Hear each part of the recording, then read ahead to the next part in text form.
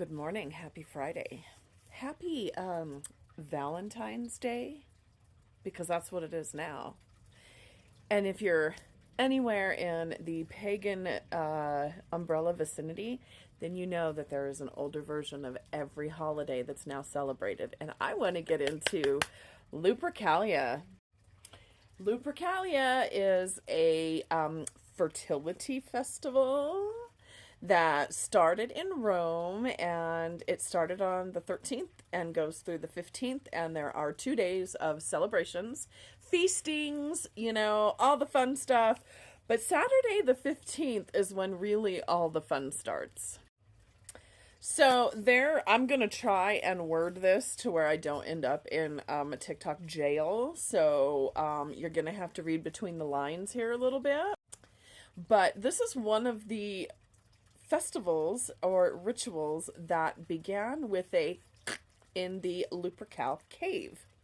There was a couple that things, Google if you want more details, but there was a couple of things that were, offered to the fertility god, and then the men were wiped down with the red stuff from that, and then with pelts from the things, they were wiped down with milk, and then those little pieces were used as they ran through town. And while they were running through town and, doing that to the women, they were literally almost unclothed. There was very little clothes left. So after the and the women were now considered fertile, the next rite stepped in, and there were random names thrown in a bucket, a bowl, or whatever, but they were drawn to be paired up with the men, and then off to the forest or area where the fertility rites would continue into the evening.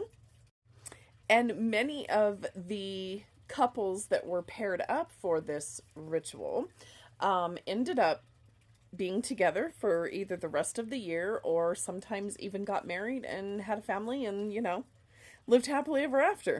So while you are taking your loved one out to dinner and maybe showering them with gifts and recognizing the relationship, just remember that in the beginning, this was nothing but a fertility ritual, and in glorified terms, where mass people get together and have, openly stuff, orgy, so that's kind of what it was.